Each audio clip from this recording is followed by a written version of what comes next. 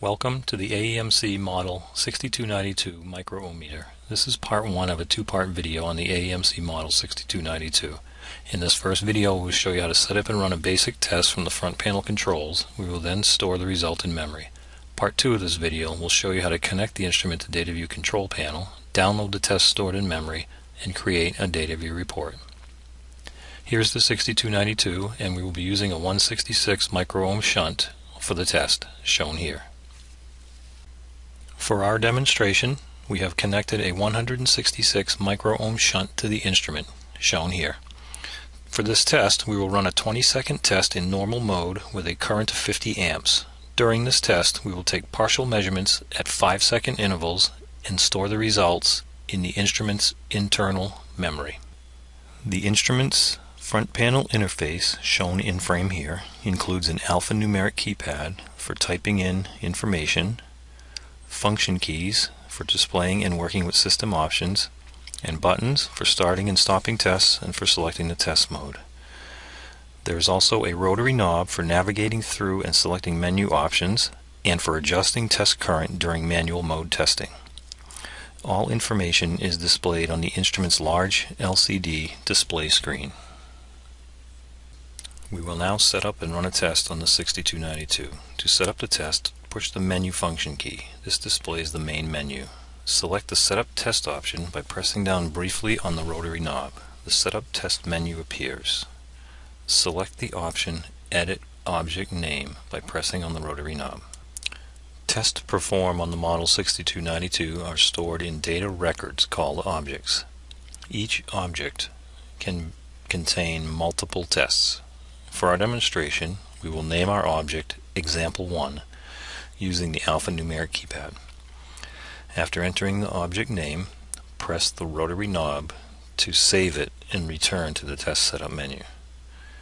Then turn the rotary knob counterclockwise to move the selection arrow on the LCD screen down to the option Test Current. Press the rotary knob to display the Test Current menu. Again, turn the knob to select the current setting for the test. The menu offers 4 fixed current settings: 50, 100, 150, and 200 amps. You can also select the manual option. This option allows you to control the amperage during the test by turning the rotary knob. In the manual mode, the current is limited to 100 amps. In our test, we will choose 50 amps. We now choose Test Duration to select the length of the test. There are two options, timed and unlimited. As the name implies, unlimited is for an untimed test. The test will run continuously until you press the stop button. We want to set the test duration, so we select timed. There are two ways you can enter the duration. One is by using the keypad to type in the number of seconds.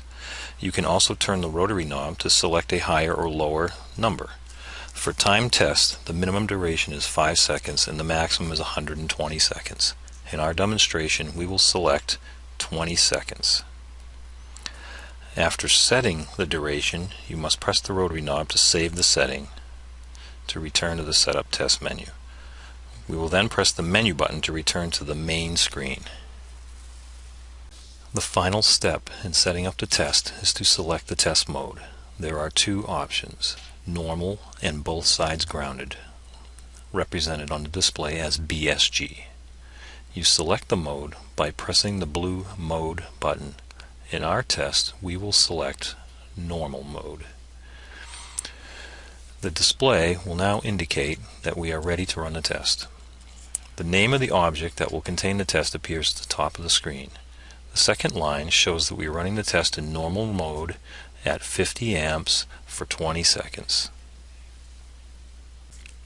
To begin the test, press the green Start button. After a few moments, the LCD display indicates the test is underway. A feature of the Model 6292 is the ability to save partial test results. To do this, we will press the Save button every 5 seconds during the test. This allows us to save partial measurements at 5, 10, and 15 seconds, as well as the complete measurement at 20 seconds. All these measurements will be stored in a test record within the object we've named Example 1.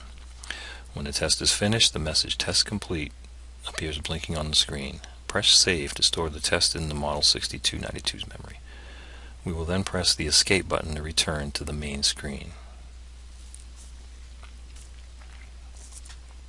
Now that we have tests stored in memory, you can now view the saved tests by pressing Menu and selecting the Memory option with the rotary knob. This displays the Memory Recall menu. Select the Recall option with the rotary knob.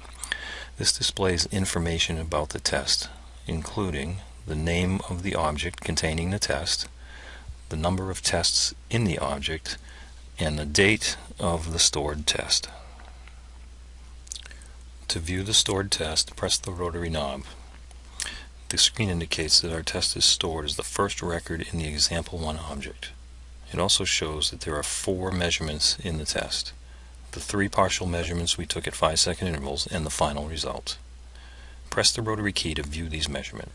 The stored test result shows on the top line the resistance measurement at the 5-second point in the test, which in this case is 167.2 micro-ohms.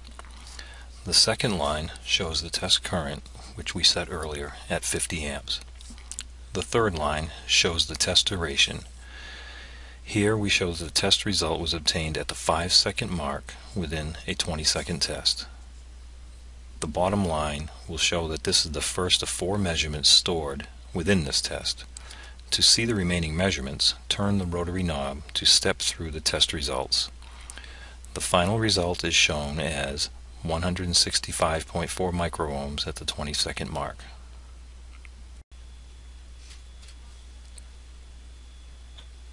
This concludes part 1 of our demonstration.